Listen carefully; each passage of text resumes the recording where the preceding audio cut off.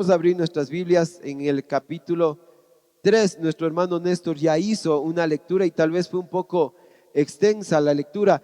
Hermanos, el capítulo 3, no sé si mi hermano Néstor me sube un puntito el volumen.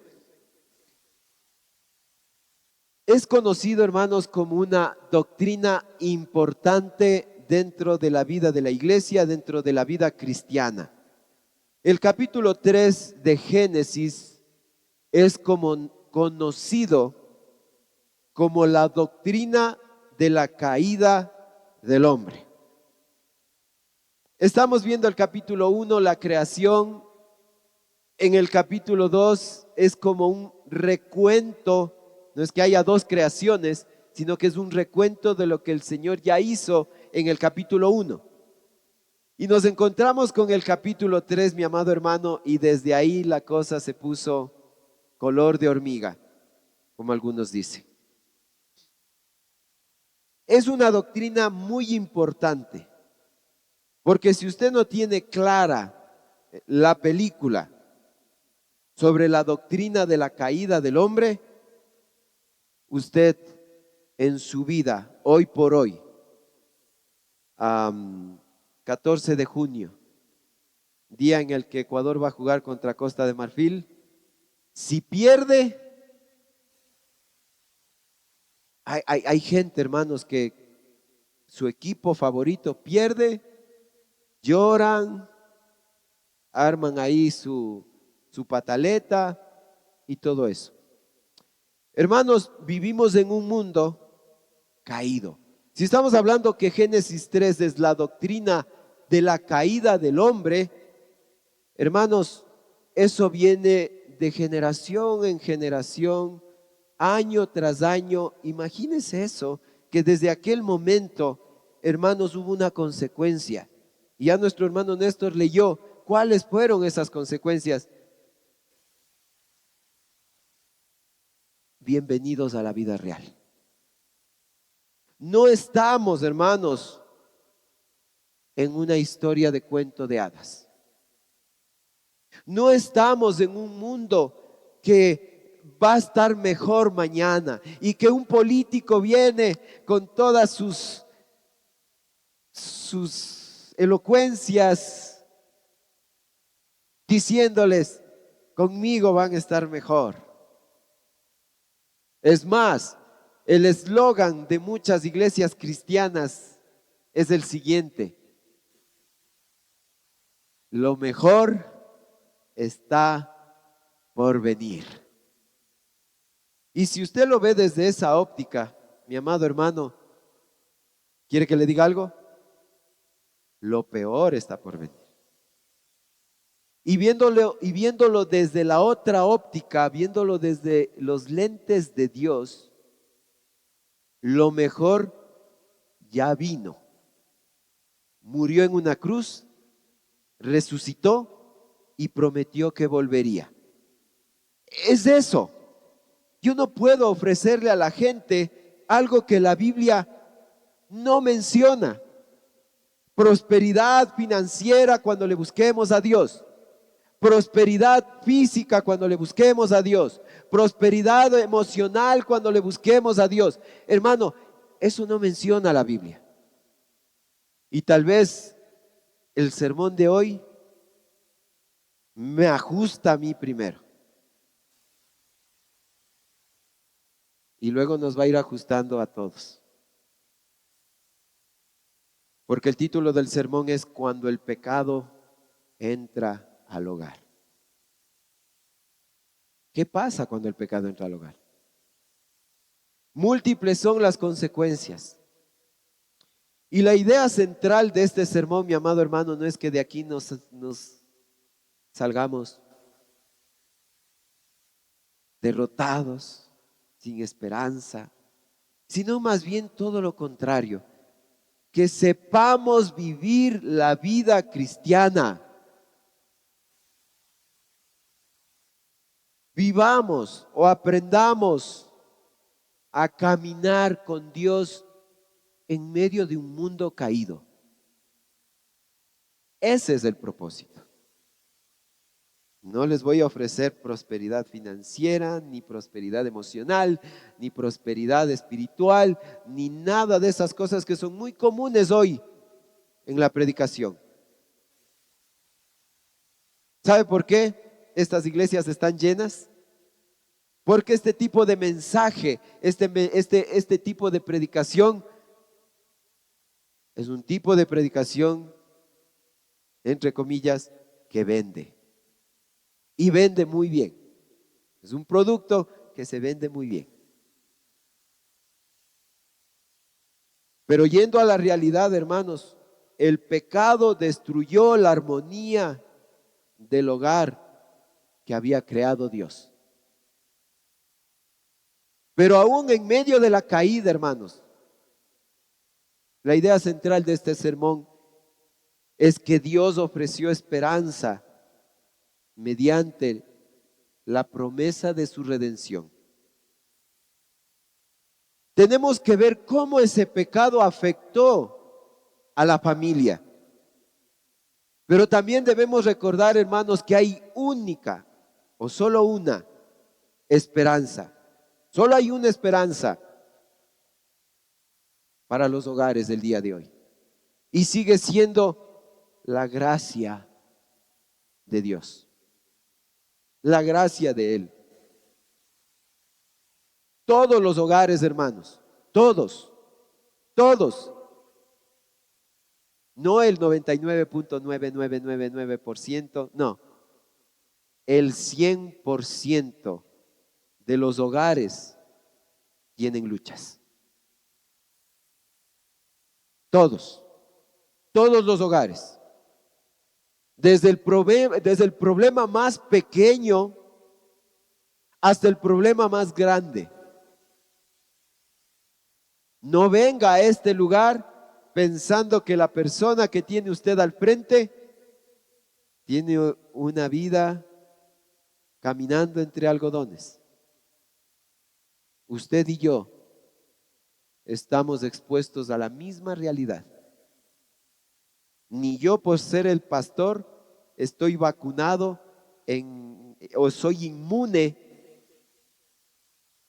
¿Y por qué no soy inmune, mi amado hermano? Porque aún sigo en este cuerpo y sigo en este mundo. Pero todo eso se acabará, mi amado hermano, y esa es la buena noticia. Esa es la buena noticia que les vengo a decir hoy. Que todo esto se acabará cuando yo deje este cuerpo y entre en la presencia con mi Señor. Todos los hogares tienen luchas. En todos los hogares existen discusiones, heridas, silencios, decepciones, orgullos, pecado. Muchos pueden preguntarse, ¿por qué es tan difícil la vida familiar? Por cierto, el día de ayer, gracias a Dios, 2 jóvenes de nuestra iglesia unieron su vida en matrimonio, dieron el sí. Para mí como pastor fue un gozo, no tengo palabras para expresar esto, porque los jóvenes se conocieron aquí, hicieron amigos aquí, se enamoraron aquí y se casaron aquí.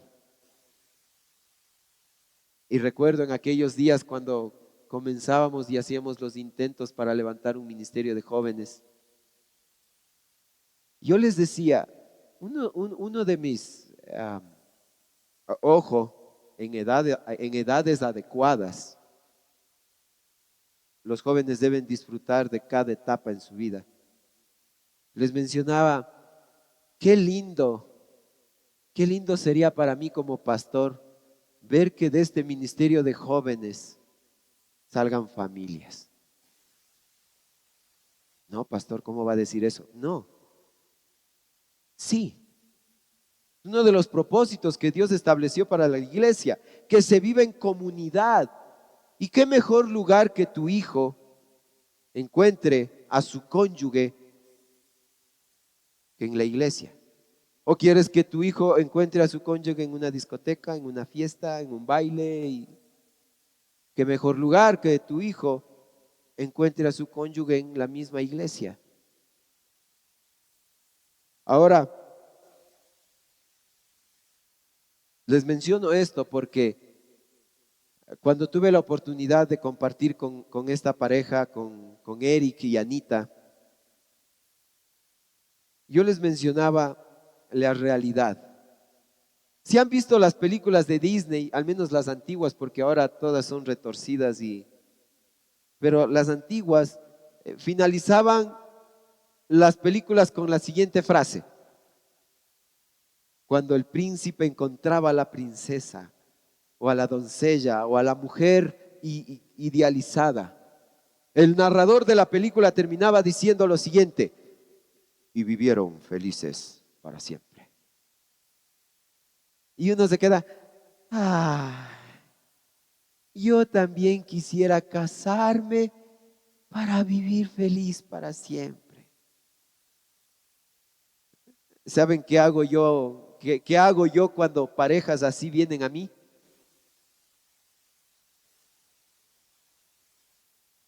Les corto esas expectativas falsas que tienen, tac, para que se puedan dar un choque de realidad. Hermanos, el problema principal del hogar nunca ha sido, y escúcheme bien, el problema principal del hogar nunca ha sido la falta de dinero. El problema principal del hogar nunca ha sido la incompatibilidad. Tampoco ha sido la personalidad. Tampoco son las diferencias culturales. O etcétera, etcétera, etcétera, etcétera. Causales para un divorcio, ahí ahorita no. En temas judiciales. Va una pareja a divorciarse y le pregunta al juez, ¿y por qué quieren divorciarse? Y hay las causales, ¿no? Y muchos dicen, por falta de incompatibilidad, falta de armonía en el hogar, infidelidad.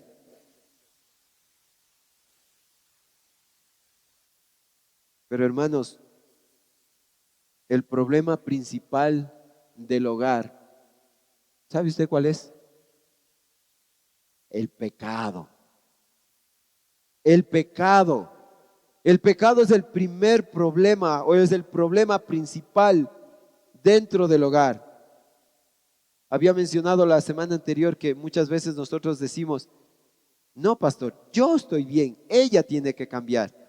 Y cuando uno habla con ella, no, pastor, yo estoy bien, él tiene que cambiar. Y suena irónico, ¿no?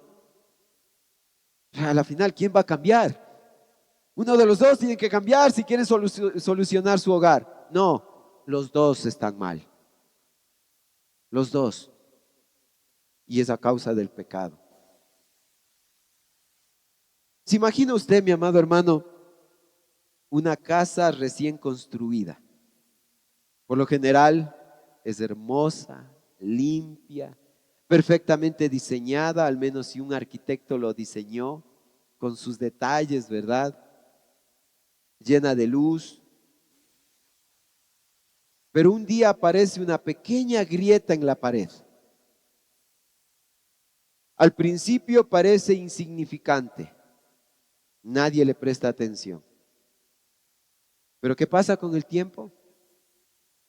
La humedad entra, las paredes se debilitan, el techo comienza a dañarse y poco a poco la estructura se va deteriorando.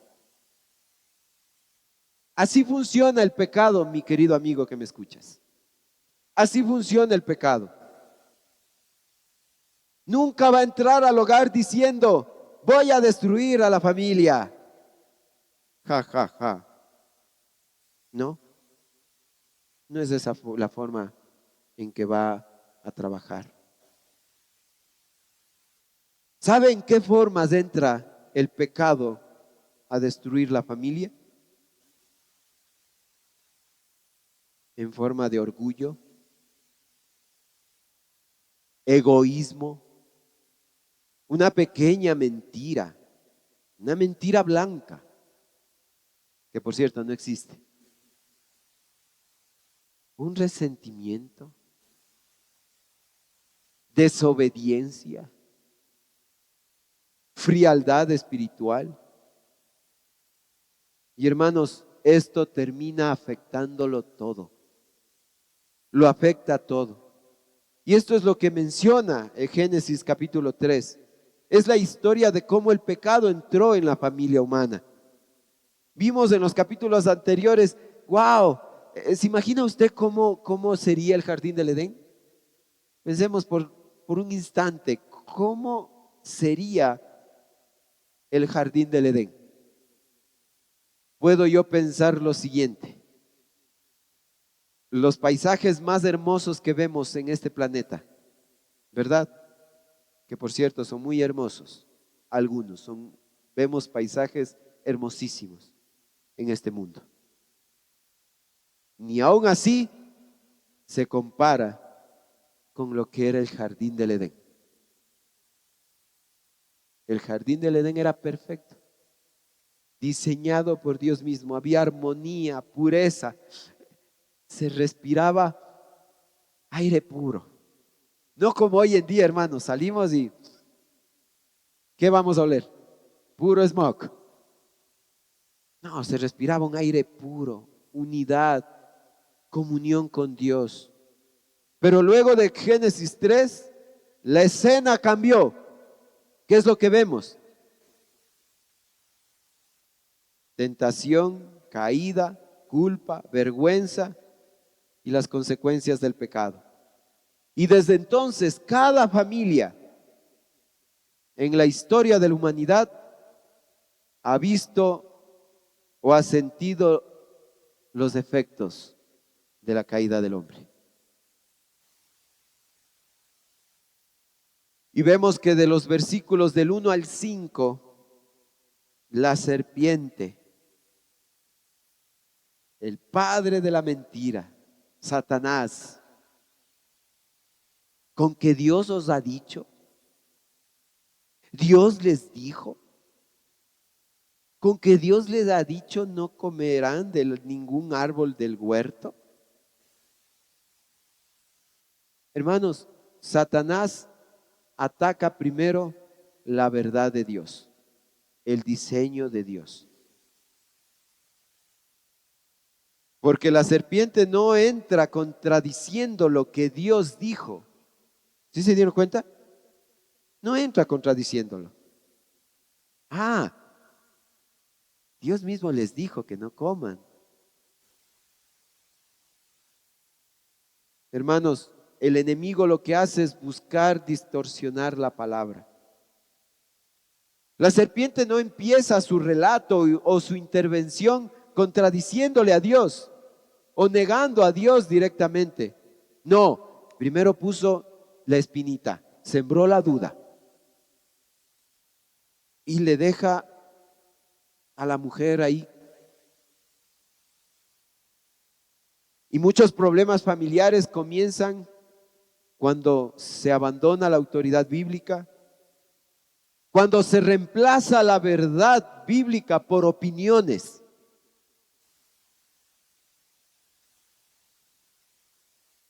¿Puede la verdad bíblica ser sustituida por opiniones? Yo siempre les he dicho, hermanos, podemos tener una concepción o una idea de un asunto. Aquí está el asunto, aquí. Y tenemos ideas y concepciones de este asunto, de esto que está aquí, que es, pongámosle, un pecado. Hermanos, si la Biblia dice que esto que está aquí es pecado, ni su opinión, ni mi opinión importa. es pecado y punto. No me puedo yo, a ver, pastor, esa es su opinión, pero mi opinión es, no, ni mi opinión ni su opinión importa. La Biblia lo dice y eso es así.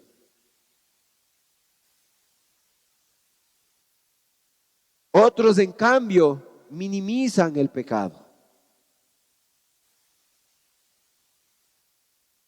¿Es una realidad esto? ¿Minimizar el pecado? Sí, de diferentes formas. Pudiéramos minimizar el pecado cuando en el hogar se presentan problemas. Hermanos, el pecado promete libertad, aparentemente. ¿El pecado promete libertad? Sí, aparentemente. Pero lo que produce es esclavitud. Y es lo que Satanás les dijo o le dijo a Eva. ¿Y cuál es lo que le dijo? Seréis como Dios. Ustedes serán como Dios. Y la tentación, ¿cuál fue aquí? Van a ser independientes. Van a ser autosuficientes. Van a ser autónomos. Van a vivir sin someterse a Dios. Y ese sigue siendo el corazón del pecado el día de hoy.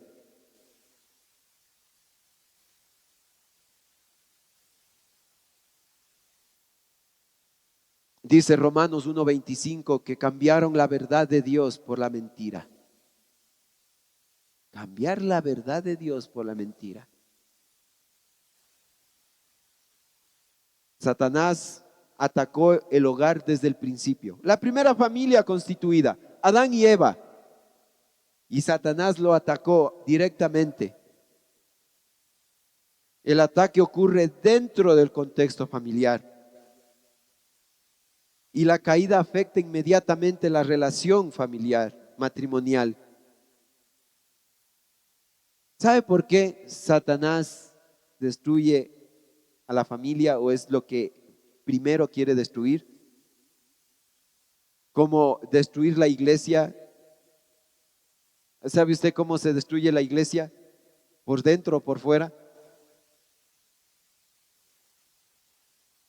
Las grandes divisiones de la iglesia han sido por influencia externa o interna, desde adentro.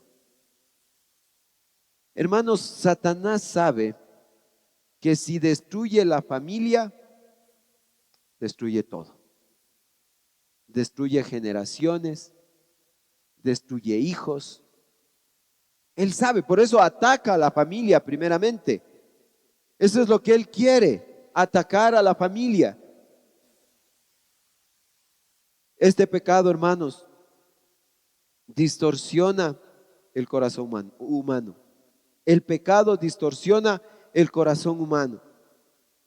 Vemos textos como el versículo 6, cuando la mujer vio que el árbol era bueno para comer y que era agradable a los ojos y que al árbol y que el árbol era deseable para alcanzar sabiduría, tomó de su fruto y comió.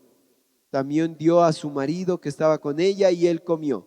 Entonces fueron abiertos los ojos de ambos y conocieron que estaban desnudos y cosieron hojas de higuera y se hicieron delantales. Aquí vemos el proceso del pecado, ¿verdad? Y vio la mujer. El pecado comienza internamente. Eva vio, deseó y tomó.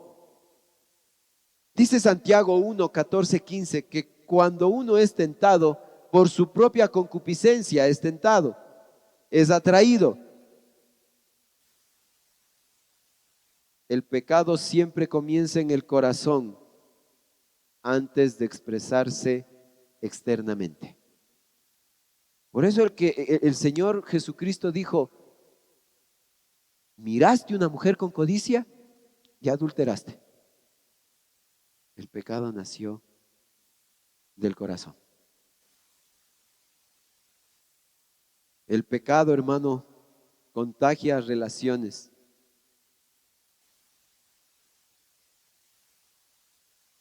Dime con quién andas, dice un adagio. Hermanos, el pecado es contagioso. ¿Sí o no? El pecado contagia relaciones. Y digo esto porque dice la palabra que Eva dio la manzana a su marido.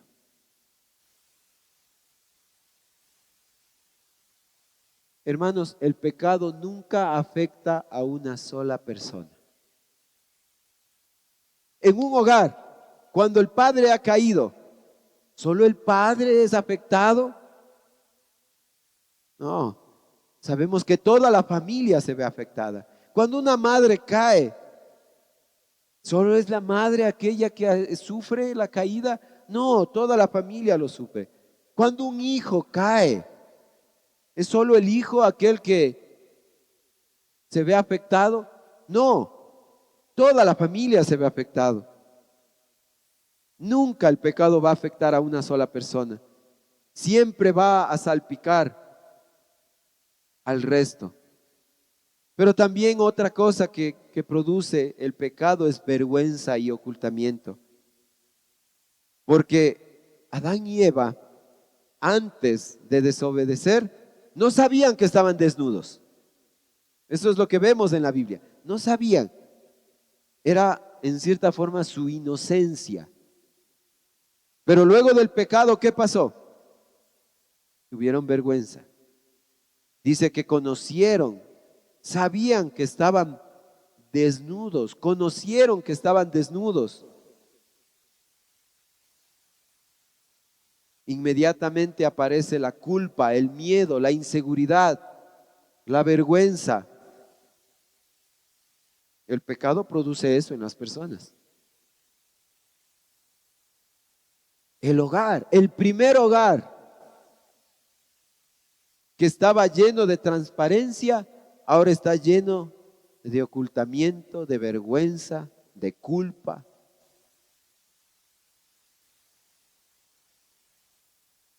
Hermanos, el pecado hace que las personas ocultemos cosas, levantemos barreras, vivamos a la defensiva y que pierdan intimidad. Eso es lo que ha hecho el pecado a partir de Génesis 3. Romper la comunión con Dios y con los demás. Oyeron la voz de Dios. ¿Qué es lo que hicieron Adán y Eva después de escuchar la voz de Dios? Esconderse.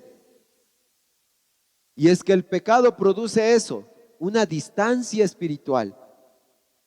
Se escondió el hombre. Antes él disfrutaba de la presencia de Dios. Adán y Eva disfrutaban de la presencia de su Señor. Pero luego del pecado, ¿qué pasó? Ahora ellos temen. Ya no disfrutan la presencia de Dios. El pecado rompe esa comunión con Dios. Isaías 59:2 dice: vuestras iniquidades han hecho división. El pecado produce eso, división, pleitos, vergüenza. El pecado destruye relaciones familiares. Porque ¿qué fue cuando Dios le preguntó a Adán? ¿Qué pasó?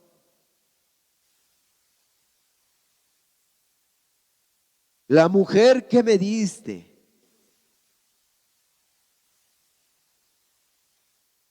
¿Eso le eximía de culpa a Adán?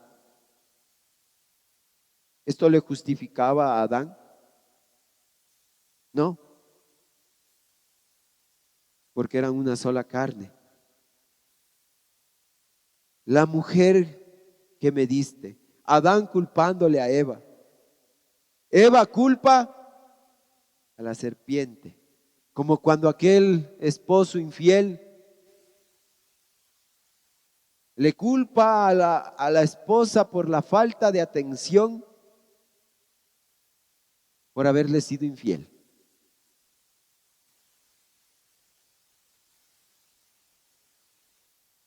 Y ahora aparecen las acusaciones, las excusas, el orgullo y la transferencia de culpa. No, yo no, fue él. Y el de acá, no, fue él. Y a la final nadie tuvo la culpa. No, la transferencia de culpas. Y realmente, hermanos, muchos hogares están viviendo así en este momento. Nadie asume la responsabilidad. Todos señalan a los otros. Nadie se humilla. A veces me he topado en consejería, pastor, todas las veces he sido yo el que pide perdón.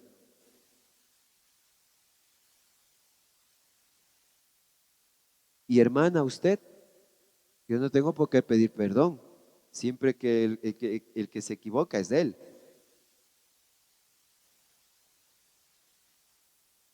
Y ya noto la mentira ahí, porque nadie puede decir que no hay pecado en uno, porque le hacemos a Dios mentiroso.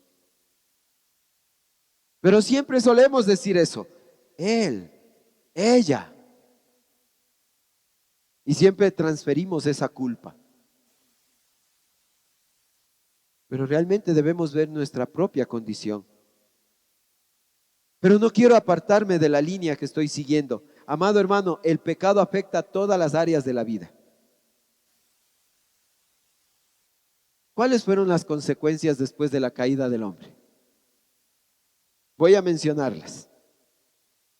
El trabajo se vuelve difícil. El matrimonio tendrá conflictos. El dolor aparece. La muerte ha entrado al mundo. El pecado dañó toda la creación. El pecado rompió el diseño de Dios. Uno pudiera sentarse y llorar, y llorar, y llorar después de escuchar esto, ¿verdad? Hasta este punto usted y yo estamos.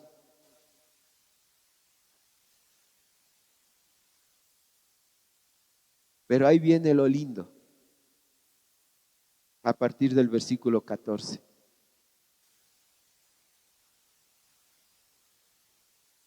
Aún en el juicio aparece la gracia. Dios promete un Salvador. Génesis 3:15 es conocido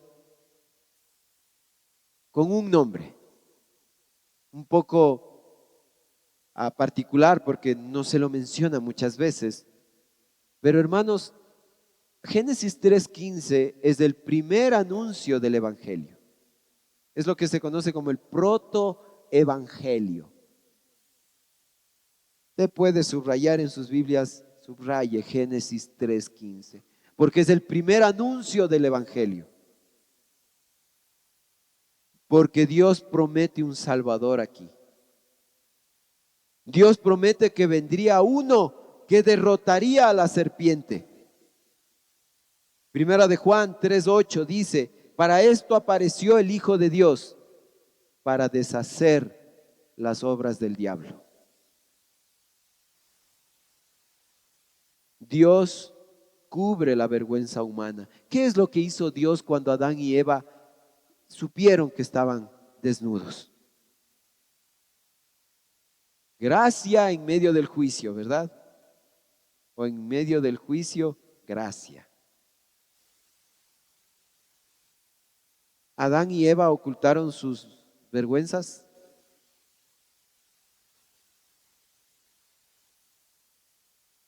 Si usted cree que Adán y Eva taparon sus vergüenzas, no es así.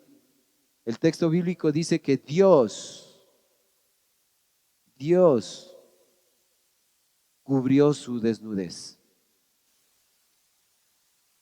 Y esto, hermanos, apunta simbólicamente a la expiación, al sacrificio, a la cobertura divina. El ser humano no puede cubrir su pecado por sí mismo. No puede. Y ya vemos aquí, hermanos, hay algo implícito en el texto.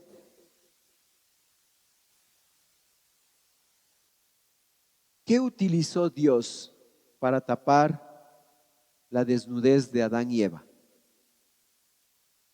Pieles de animales. ¿Qué significa esto? Esté muy atento. Que Dios utilizó pieles de animales. ¿Qué implica? Alguien tuvo que dar su vida para cubrir su pecado. Lo que hizo al Señor Jesucristo en la cruz, entregando su vida para cubrir. Y no solo cubrir, porque el sacrificio de Cristo fue perfecto. Borrar ese pecado, borrar esa iniquidad que hay en nuestro corazón. La esperanza, mi amado hermano, para nuestros hogares está en la redención.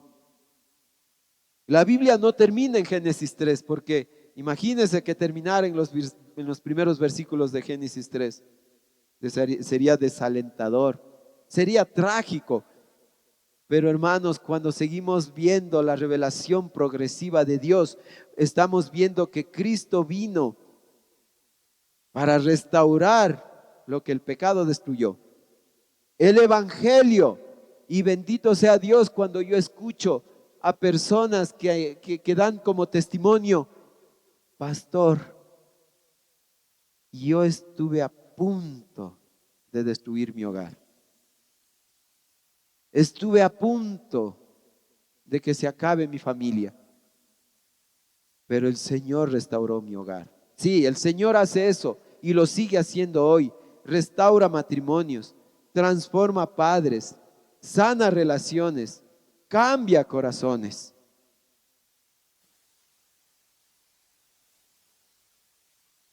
Apliquemos esto a nuestra vida, hermanos. Será difícil, sí, porque estamos en esta carne. Pidámosle dependencia al Señor del Espíritu Santo. El problema principal del hogar es espiritual. Como mencionaba anteriormente, ¿escuchó bien eso? El problema principal del hogar es espiritual.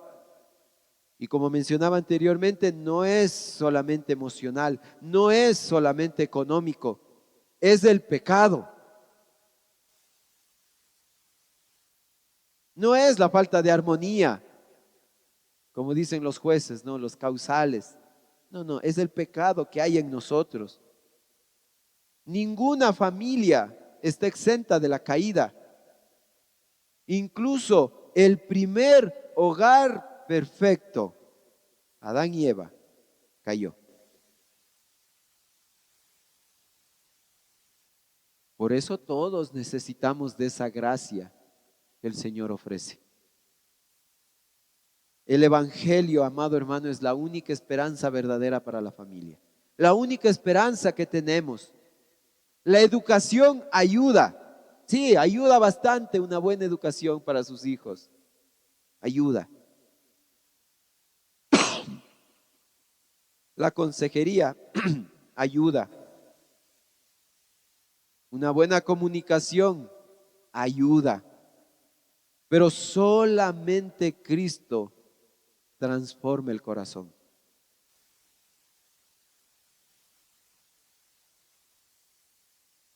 Uno puede decir: ahora, perdóname, ahora yo sí voy a cambiar.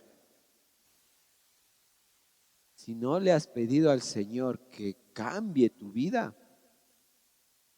en tus fuerzas no lo puedes lograr. Debemos dejar de justificar el pecado dentro del hogar. Debemos dejar de justificarlo. El orgullo, los gritos, la indiferencia, la manipulación, la frialdad espiritual, no son problemas pequeños, son consecuencias serias del pecado. Mencionaba que cuando nuestro orgullo, nuestro pecado está en nosotros, vamos a vivir a la defensiva. Vamos a vivir a la defensiva. Hermanos, en el hogar, voy a dar ejemplos triviales. El marido se olvidó de botar la basura. ¿Pasa eso? No, los maridos siempre nos acordamos de botar la basura. No, hermano, yo me he olvidado un montón de veces de botar la basura. Pero amado hermano, hay ocasiones que ese pequeño detalle, porque seamos sinceros, yo sé que hay personas que les encanta el aseo, está bien, pero es algo de vida o muerte. No es algo de vida o muerte. Pero el pecado que está en mí, ya voy a pedirle el divorcio a la otra persona por haberse olvidado la basura. ¿No es cierto? Prometiste llegar a las 7 de la noche y llegaste a las 9. Sí, es que estuve trabajando, tuve un día difícil y estuve trabajando. Hermanos, no estoy diciendo que el marido se haya ido con los amigos, no. Estoy hablando en cosas que sí son. Pero yo te pedí que estuvieras aquí a las 8.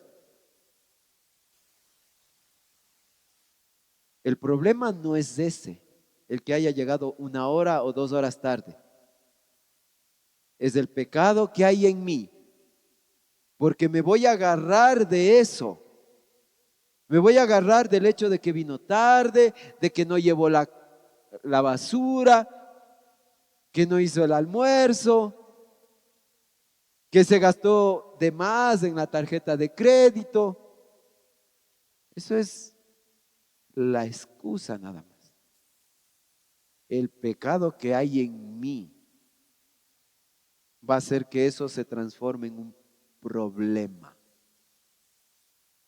Hermanos, siempre depende de nosotros cómo reaccionamos. Alguien puede venir e insultarme. Puedo yo ir caminando por la calle. Voy chupándome un heladito y por ahí alguien me va gritando y me va insultando. Y yo lo identifico. Hermano, el hecho de cómo yo reacciono no es responsabilidad de la otra persona. ¿Se da cuenta? Yo sé que es difícil. Es difícil, pero espero que se estén dando cuenta de esto. Si yo decido no reaccionar, ok, esa persona me insultó.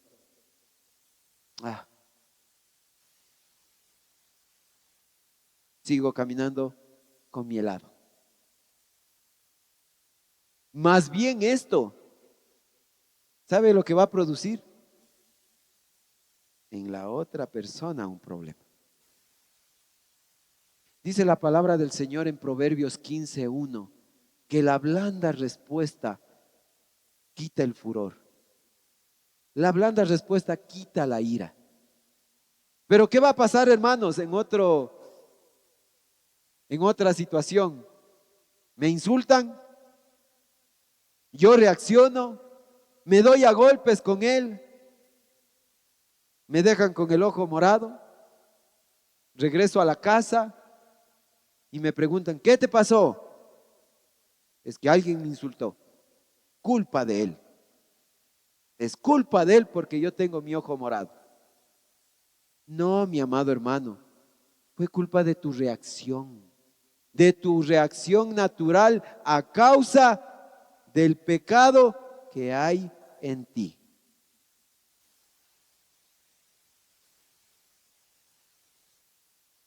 Para terminar esta mañana,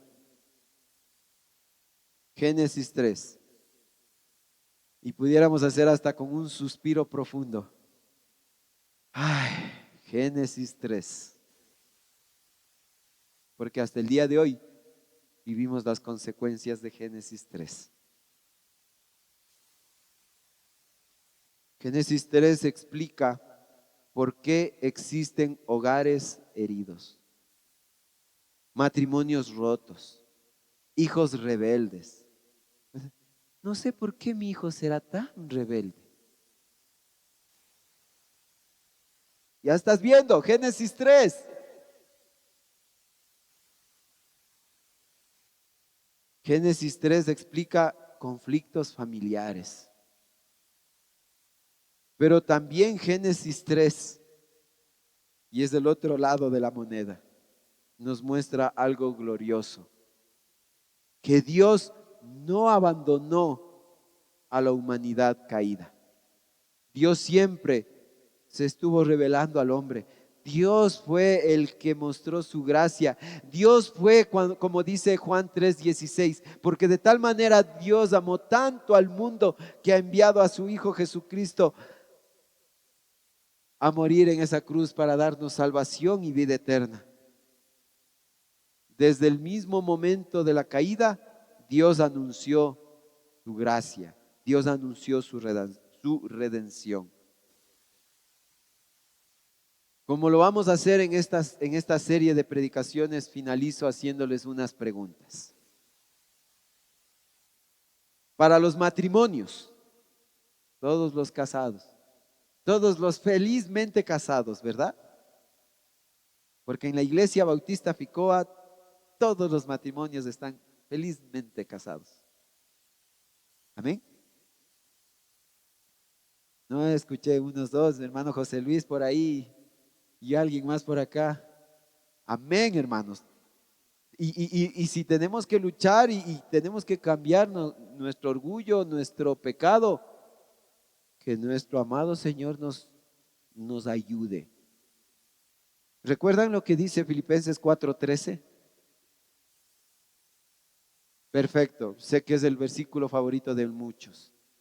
Todo lo puedo en Cristo que me fortalece. En otra versión dice, todo lo puedo en Cristo, pues Él es el que me da las fuerzas. Para los matrimonios hay pecado no tratado dañando la relación. Para los padres, ¿está Cristo gobernando el hogar o el egoísmo está gobernando tu hogar? Para la iglesia,